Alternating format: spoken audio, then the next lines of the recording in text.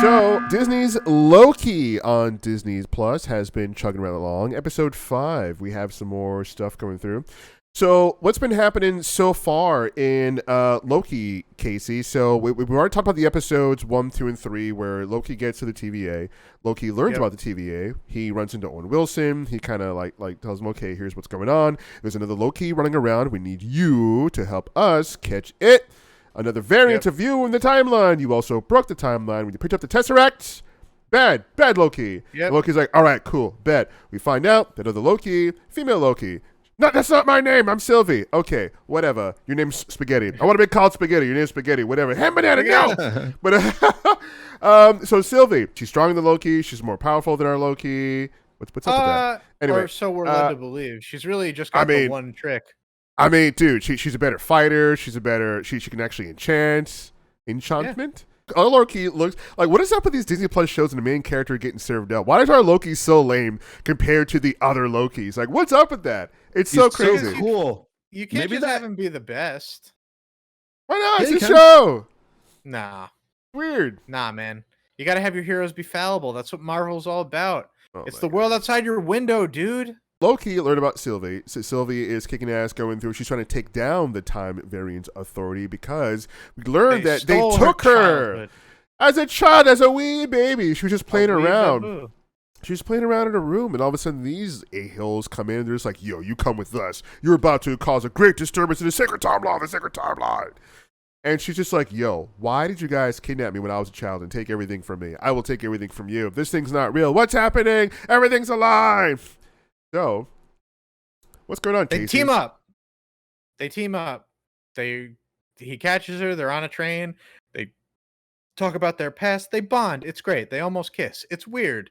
And the idea of these two Lokis almost kissing is just about enough to, really rattle some chains in the hierarchy of the sacred timeline, where a branch is just gonna friggin' spike off. She ends up setting off a million bombs that really complicate things for the Time Variance Authority, and they hit the road and they're on the run. And eventually, they head back to the TVA, and they realize that all these people have been lied to their whole lives. That the people in the Time Variance Authority are themselves all variants that are being manipulated to serve the Timekeepers. They find that the Timekeepers are a bunch of robots. Nothing makes sense anymore. Who's in charge? What's what? What's happening? The mystery continues. And yet there are only 6 episodes in the show, and we're 4 deep, and we really don't know anything since we started. The 4th episode ends with Loki being pruned, or basically time disintegrated, along with Mobius. And episode 5 picks up with them in limbo. Now, they also gave us the only post-credits teaser in the season entirely at the end of the 4th episode, where we see Loki wake up and meet 3 more versions of himself that have also presumably been pruned. 4 more versions of himself. 4, yes, 4. Wait, oh yeah, excuse Alligator me. Loki. 3 human. There you go. That's it, exactly. And he wakes up in limbo. Now, the neat thing about limbo in Marvel Comics is it's more or less the home dominion of Kang and Immortus and a lot of other time related bad guys that, putting on my speculation hat that I promised I would never put on again, put away forever. That's where a lot of people think that the show is leading, that the be all end all big boss of the Time Variance Authority might be Kang the Conqueror, who has been cast as, or is going to be played by Jonathan Majors in Ant-Man and the Wasp: Quantumania. There's a lot of reasons to want to see Kang in something like this. They're building to a Young Avengers show that's probably will have Iron Lad in it, who is a little baby version of Kang. So there's a lot of reasons to want to have him in something like this. He's always been a longtime adversary of the Time Variance Authority, so it would make sense that maybe he's even behind the scenes of it. The 5th episode does not give us any answers to that, but it does give us some wacky hijinks with Loki and his other selves. Anyone else want to take the reins on this one, or should I just Uh, keep going? yeah. I mean, I would say before we go on. Now kind of the penultimate episode that we've seen going into finale. How are we feeling so far? I love the show. It's my favorite so far. Yeah, Jay. Yeah. I really enjoy it. It's definitely I like it more than something like Falcon and Winter Soldier, honestly, because I don't know. This is more at my street. There are some moments that are boring in this series. You know, episode I think 3 might have been a little slow. The train episode. The train episode was a little slow. Yeah, that was just kind of like that didn't need to be there. Honestly, like they could have probably skipped through a lot of that. But that was character development. I get it. You have to write it. You know, it leaves us hanging, and I really do like where this is going as far as like, you know, everybody's kind of on board as to finding out who's behind the curtain for real now. Yeah. And for them to kind of reveal how they see behind the curtain is cool, and how everybody works together.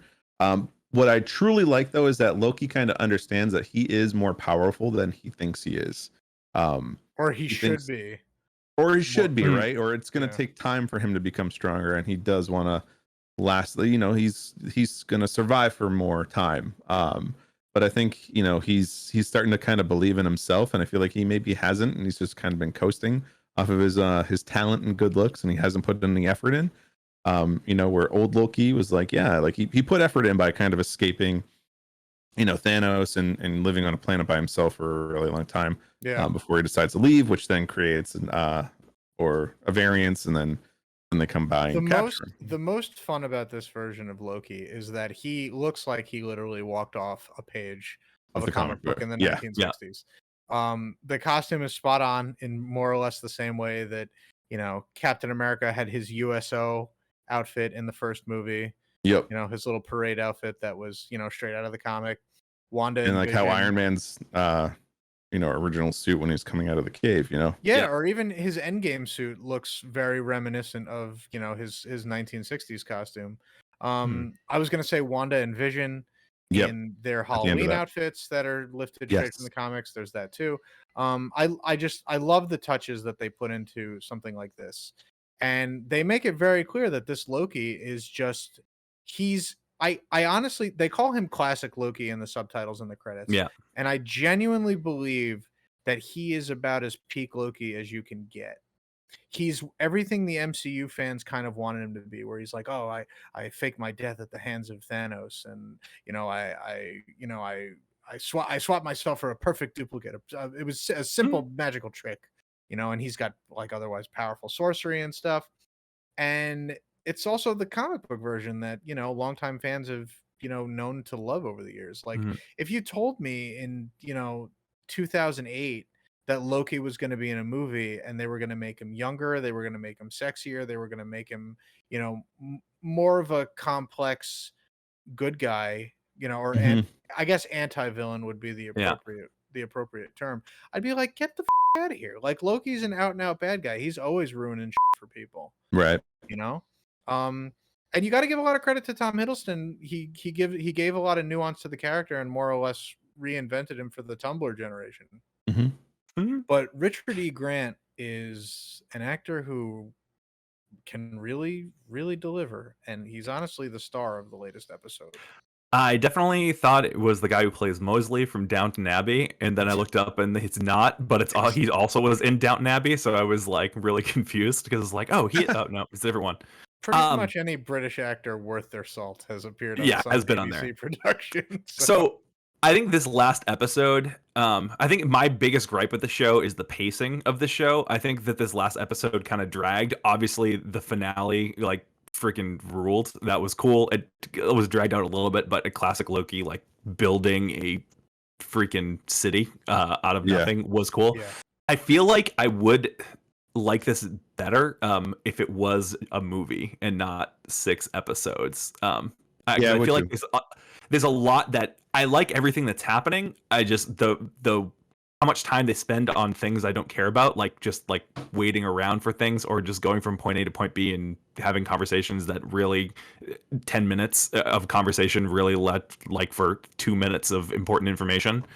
But I I'm enjoying. I'm very excited to see how this all pans out. There's still a lot of unanswered questions. I think I like this better than all WandaVision. the questions are largely unanswered. Yeah, there's really nothing. They gotta get all their shit together for the last one. Yeah, Yeah, it's gonna be a big episode. Oh, dude, yeah, and like that's definitely my main gripe with the show is that there are these episodes and moments that don't move the story along. And if you give us 6 episodes that are like roughly 40-some minutes long, something like that, I mean, there's a lot to pack in here, and they do give us a lot. I mean, it's shot well, it's shot and directed and filmed like a movie, but there's all these like different character set pieces that like. I akin it to when Alana Pierce, she used to be a writer for IGN. She's doing her own thing now. She used to say that the reviews on IGN were more so made by authors who were writing for their peers and not really for gamers who were coming for reviews. And what does she mean by that? She means that they're writing for people who know writing. Not necessarily making the best review, but something that sounds great for someone else who knows like writing and studied writing. And I can kind of see that because I went to school for design. A lot of the times we design for other designers. When you're dealing with a client and you make something, they'll do a lot of changes and do different things, and you want to say no because if another designer looked at it, you'll see that they will have a certain disdain for it. So coming back to Loki, I think a lot of these different pieces are made for other people who are directors, producers, and writers, right? A lot of these like character studies, a lot of these like small moments where like Sylvie and Loki are just like talking with each other for like a long period of time in which this conversation could have been boiled down to like a minute or two instead of like a 10-minute long scene. Right. I mean, you can get a short amount of time in regards to film or production and still give a lot, right? Like the opening moments of Up give us a lot. It gives us an entire freaking story. We don't know these characters going into this movie. It's a new movie. It's Up. Let's go in. The beginning of the movie, we know nothing about these characters. We know nothing about this husband, this wife, but they give us their entire lifetime, and we feel for them in the end. That's great storytelling, great direction, great producing. That is amazing storytelling. Here, you have these whole long, drawn-out scenes, and I'm just like, can we move along, please? I get it, but it seems to me like either the director or the writers are making it for other writers, not us. They're making it for other artsy-fartsy types, and I'm just like, listen, I get what you're doing, and I like some of the like. Listen, I like Tarantino movies because of the dialogue, not because of the action. So I can sit there and chew on a scene if it's really good. I mean, so some of the best Tarantino like scenes that I Google all the time or YouTube all the time and I watch again and again are scenes with tension, with the characters talking, not the fight scenes, not the cut of katanas, not the explosion of guns, but the characters talking. Like there's a scene in Pulp Fiction where Samuel Jackson, John Travolta's character, talking about foot rubs and the gangsters that they work for. You know, it's just like, listen, we know a foot rub means something. Like we know it. Anton knew it, and Anton shouldn't better know better. You don't with a man's like, well, wife's foot like that. Come on, and that whole scene is played out as they're like planning this raid on this, and it's such an amazing scene because it's written well, it's shot well, and you get who these characters are. We're new to these characters, so I think some of these things in the Loki show, I think, are to a fault because they're writing it for other writers, and it's not that interesting. You know, I mean, I see a lot of these. I'm gonna wrap it up. And then I'm gonna toss it back to you. I see a lot of reviews and stuff, and like I guess art is subjective, right? Comedy is subjective, like certain things are subjective. But I see a lot of people like really like praising the show for what it did. I look back on WandaVision, I'm just like, I think they did something great there with giving us a mystery. We have a mystery here with who is who has created the TVA, who is the wizard like behind the mask, and I'm just like, I want to know and move forward with this Twilight Zone thing that we've built here, right? Like, who's in charge of the TVA? Why was it built? Because in the comics, I mean, like the Supreme Beings were like real, but here they're fake. Yeah, so it's just real. Yeah, the Timekeepers were real in the comics, but here they're fake. They were animatronic. They were robotic. It's like, oh, okay, so Marvel's building out some kind of even more intense thing, probably going to King the Conqueror. But are they building up the last episode for us to go into Multiverse of Madness or Quantumania? Like, is this one going into Quantumania as Wanda's going into? Is that what this is all for? I think it would be Spider-Man first. Is gonna have the first multiversal crossover, really. But this was made like well before that. I mean, did they make it in mind? I mean, granted, like Kevin Feige like does like weave everything, so it could be possible that it goes into Spider-Man, or does it go into Quantumania? All of it. I think All of it, they're literally just building up different versions, different universes, and they're gonna make it all make sense. Everything that we've kind of talked about so far, like we know Multiverse of Madness, we know the plan for Spider-Man, and this whole TV show is all about different versions of the same thing, and Right. we're all building up towards that's what Phase 4. It sounds like this is what Phase 4 is going to be all about, is dealing with different versions of everything. So And what if? And what if? Another thing? Yeah. Same thing. What if True. actually follows that same logic as well? Yeah. So it's weird. They're blowing open the doors, and we'll see what happens with the sacred timeline. They're getting weird with it, man, and I'm all for it. Yeah, I can't wait to see like what happens with the show. I just wish they move the plot along a bit more, because I think WandaVision kind of did a good job of giving us like a Twilight Zone show, but it kind of moved things along. I think maybe there's maybe 1 or 2 instances where they kind of like had us kind of like just hang there. Falcon and the Winter Soldier, I think, moved very well. I think the pacing there was great. I don't remember being bored. Maybe I was. I'll have to look back at the tape. But I think the plot moved along very well. I don't remember an episode where we weren't moving constantly forward. And here in Loki, I feel like there are some times where we're moving forward and then we're sitting and smelling the roses a bit too long. And it's just like, hey, get back. Yeah. Yeah, it's like, hey, can we get back in the car now? Like, we kind of we're stopped here for a little bit. Everyone kind of got the little break, but pee and everything like that. Let's go. Good editing could make or break something. I will say, like, I'm going to get a lot of hate for this, but I will say that, like, the Game of Thrones finale, right? I think I had no problem with what happened in that show. What I had a problem with is how it was presented. Like, and I think that with proper editing, specifically turning that final season into 2 seasons, and if they had paced things better, that I would have been much more satisfied with that. And that's an editing, for the most part, that's an editing problem of like how things are laid out and how things are paced. I think Falcon the Winter Soldier did a very good job of that. It was 6 episodes. It felt like it fit into 6 episodes, kind of a 2-act structure. WandaVision, a similar thing. But this one, I feel like this could have been either a 2.5 hour movie, or even just like 4 episodes. I mean, I don't know what this finale is going to look like. Who knows? Maybe I'll have a completely different opinion based off of what we see in the finale. Again, it seems like they have a lot of ends to tie up. But I enjoying it, but I feel like a couple things could have been chopped out. Yeah, same. I'm definitely enjoying the show. I like the mystery aspect of it all. I really want to see where it goes. I enjoyed the kid Loki. He's like, I actually killed Thor. Oh shit, is that where we're all following this kid? Damn. What about dude? I love sleep on the kid. Dude, I loved Florida Loki, the Gator. Florida Loki, the Gator Loki. I love how everyone's just like, how our Loki's just like, and this one's a Gator. I'm not even questioning that, and that's weird in itself. How is that thing a Loki? He's green. I love that's a prerequisite. Like, he's green, isn't it? Yeah. What? Okay. Yeah. Oh, it's so great. Oh man. Oh, to talk about really quickly, we see Owen Wilson's character again in this episode. Yes, thank God. What is dead may never die. You just get chunked to limbo, a place at the end of time where nothing matters and everything's falling from the sky. You got your Thanos copters, you got your Frog Thors, you got your statues of the Living Tribunal. It's all weird, it's all crazy, it's all at the end of time. And the giant helmet of Yellow Jacket from Ant-Man. Oh, you know what? I think I missed that one. Yeah. There's a giant. Was that in there? Yeah, that was in there. Oh. I love how they get pruned and they get transported to this world that looks like The Last of Us. Yeah. And then it has this giant everything's just dirty. Mm-hmm. Everything's just dirty, and they have this like giant smoke monster like from like Lost. I'm like, okay, we're combining things now. It's awesome. Alagoth or whatever, like he's in charge of making sure nobody escapes this place down in the end. It just consumes everything. And pretty rad too. Dude, yeah, it's interesting to see all the Lokis like come up against them, and I love the scene of all the Lokis convening with each other and just betraying each other. That was such great slapstick comedy. Yeah. I really enjoyed that. It's just like, now I'm in charge. You really thought that trailer shot was going to be something significant, but nope. Nope, it's not. Just slapstick comedy. Yeah, I'm glad that turned out that way.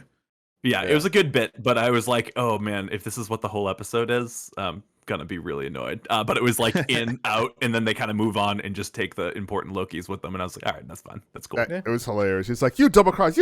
I'm in charge now. No, I'm in charge. It's like, yeah, you were all Lokis. You don't get it. You're all going to double cross each other. It's so funny. And then our Loki's looking at it just, he's like, is this what I do? Is that what I look like? Jesus, it's like that bit from Aladdin where it's like, oh, he's got a sword. You idiots! We all got swords. I love like our Loki's realization. He's just like, is this why no one likes me? Damn. Yep. I'm not this much of a dick. Oh, look at these guys. Oh my God. See, he's just like, I need to change. This is not it. Holy crap. What do you guys think is going to happen in the last episode? I think we're gonna find out who the Wizard of Oz is, such as it is. Beyond that, do you think we're gonna have a Kang the Conqueror reveal, or are they saving that for Quantumania? I would really like that. If it's not, here's the thing: if it's not Kang, I almost hope it's one of his other selves, but just another role played by Jonathan Majors. Because Kang has been Immortus, he's been the Scarlet Centurion. Like he's been Rama Tut. He's gone through a whole litany. It's gonna be Mephisto, played by Luke Wilson. Yeah. I'm messing with you. I have no idea. I just need more Owen Wilson. Played by Luke Wilson. Oh, it'd be hilarious. Luke Wilson. But yes, I'm really hoping. I'm hoping for a Kang reveal. Will we get it? I don't know. I mean, I stopped getting my hopes up after the whole WandaVision Mephisto fiasco. So I'm hoping for it, but I'm not hitching my star on it. Wouldn't it be hilarious if they do Mephisto here? Oh my God, that would absolutely just destroy. That'd be so I couldn't funny. handle it. They did reshoots just to get Mephisto in the show. That'd be freaking hilarious. Oh my God, so funny. But yeah. So Chris, what do you want to happen in the next episode? See, I don't know, because I don't 100% know where this is going. Obviously, there's someone that's behind it, and we'll figure it out who that is. I don't know nearly enough lore to know what happened, so kind of however they play that out is going to be, I guess, peachy keen to me. So whatever. Again, it's Marvel. I'm along for the ride. I'm having fun with the show. Loki's fun to watch. So whatever, man. I'm just glad. I just hope by the end, Owen Wilson's, if Mobius survives and gets to ride on a jet ski, like that's really all I want out of the show. That's exactly what I want for the ending as well. Yeah, I think it's going to be. Oh, sorry. No, I think Hella's going to be at the end of it. She's going to be like, "Yeah, I'm not gone." Really? Oh, no, yeah. I don't really believe that, but I just made that up. No, I was just going to say, yeah. Like, what do you want for the ending episode? I really do want Mobius to be riding on a jet ski, like Eastbound and Down style, where just riding, just loving his life. That's really all I care to see at the end of it all. They can deliver me anything, I'm going to be happy with it, because I've enjoyed it kind of the whole way through, except for episode 3 was kind of slow, but I'm cool with however they reveal whoever's behind the curtain. Yeah, that episode 3 sucked. That episode 3 can absolutely just go somewhere. Oh my God. I have since rewatched it, and I have an improved fondness for it. Okay. I don't think they needed to put all of it in one episode. But I'm glad that we got an episode that was just kind of dedicated to, just them hanging out and being people. Being ordinary people, but this is Marvel, and they have 6 episodes in a certain amount of time. I mean, listen, we can make art house films later, or whatever this director is trying to do. I don't know. I mean, it wasn't bad, but it wasn't that good either. Yeah, last episode, I definitely want to see who's behind all this whole thing. I mean, the ending of WandaVision kind of left me like it was like a really sour taste. I was just like, meh. I was just like, this CG fight scene. Like if the last episode of Loki cannot have a fight scene, oh my God, I would love it. Just no. But listen, we can all tell the A team was not here. All right, you don't have the I mean, that team went to Falcon and Winter Soldier, right? The A team was on Falcon and Winter Soldier. The fight team here, I'm sorry, guys, no smoke to y'all. You guys are doing your job, but I mean, you're not the A team. I'm just gonna put it out there. The fights are so boring. Fights aren't Loki's thing. Like I think the sorcery, it lends much better when older Loki was doing all that stuff and serving people up with his sorcery. That was amazing. Do more of that, please. Hopefully our Loki kind of like took some notes and he's just like, yo, I can do that. Let's freaking go. Yeah, let's freaking go, dude. But yeah. What was the Matrix? What was the Matrix that ends with him just in the room with the architect and all the different TVs? Part 2. One. Was it part 2? It was the second. Yeah, it was the second one. Yeah. Okay. Yeah. That's the kind of ending we're looking for. It's just like, oh, okay. So yeah, he's All right. gonna elaborate, and then Loki's gonna be like, "Oh, what I needed is love the whole time. I needed to love somebody." Oh my god. I will happens. carve you into traffic. It's gonna be it's just like my prophesized ending of One Piece. The One Piece was the friends they made along the way. Is that how that ends?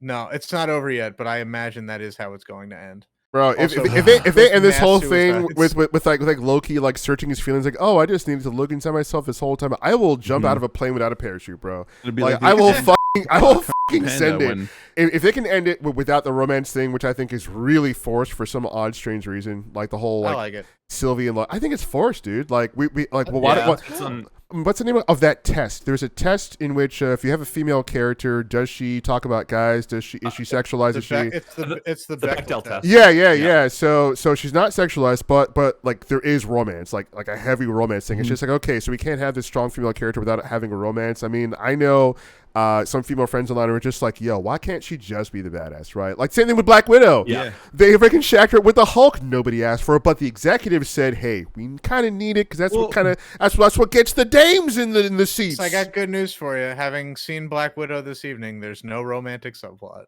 Awesome. Good. Nice. But yeah, no, it is weird though, right? You bring that up, and it's like, okay, well, who's Sylvie gonna have a romantic relationship with? Oh, Loki. But Sylvie is Loki. It's him falling in love with himself. I love it. Yeah, but she's a love woman, it, so Jerry. she needs to fall in love with a guy. And Yeah. like, okay, just like, fuck it, whatever. Like, yeah, it's like, listen, we have this female character. She needs a romance. These are just the rules, and I just think that's BS. Like there doesn't need to be a romance. I mean, why can't she just like stand on her own 2 feet? She has a great backstory. She was freaking kidnapped as a child, and she had to hide in freaking apocalypses and learn how to fend for herself, and that's why she's so badass. She hardened herself as a freaking child. It's like at the end from Wreck-It Ralph. It's like at the end of the worlds. most tragic backstory ever written. Yeah, she does. She had to hide at the ends of worlds and harden herself. And you're like, you know what? That's not good enough. We need romance. It's like, what? Who's writing this? Like, I just think it's insane. You have something really cool, but you like to me, it's mudding it up. To me, it dilutes the water. It waters down the drink. I ordered a drink. It's really good and strong, but then you're just like, well, we kind of need to water it down a bit. It's too strong. It's too good. Let's put some water in there. And I'm like, wow. I don't get it. Yeah, we're getting such a watered down version of this. You know, Disney, without having it be as gory, they could have come out and made Sylvie be Oren Ishii, you know, from Kill Bill. Yo, that'd be sick. Yo. That's who we deserve. That's who we need, and we're not getting it. Yes, dude. Because we don't deserve it. Dude, imagine she's the boss of the other Lokis. Like, she gets them underneath her belt because of who she is. Yo. Yeah. From some Oren Ishii shit. Crazy 88 of Loki, dude. Yes. Let's go. That's why I feel like this needs a better editing, because, like, I feel like they've moved around so much, but there is a much tighter story where he just lands in this extra world and finds out that there's a bunch of other Lokis and she's there already. Like, I feel like I didn't need to know all the stuff getting up to this point when they're just going to end up there anyways. Yeah. And there's a much tighter version of the show where they don't go hopping through all those other dimensions and they get to here faster. And then this becomes the more engaging thing, that there's a bunch more Lokis that you can play off of that doesn't 100%. require, again, the hinting at the love interest, because it's not as interesting. The whole love interesting thing is not as interesting as the fact that he's coming to terms with who am I and what does it mean to be a Loki. That should be the primary thing, not am I falling in love with myself as a narcissist. yeah, Chris, I agree. That's a much more interesting plot that they've given us here. Like him, like his own self-reflection of like who knows? Maybe he goes back to the Marvel universe, and this is like the hard Loki, right? This is Loki before we got the soft version. You're also assuming he's going to survive this show, which I am not so confident. Yeah, I'm not confident he is either. I didn't even think of that. Why would he? As far as we know, Loki's already had a fully realized character arc, the Loki that we're familiar with. This one is getting there too. There's no reason why he needs to survive. to be in future stuff. I will tell you the one character I know is going to survive. Sylvie? And I would put Alligator money Loki? down, cash money down. Kid Mobius. Loki is surviving. Really? Kid Loki. Dude, they're setting up Young Avengers.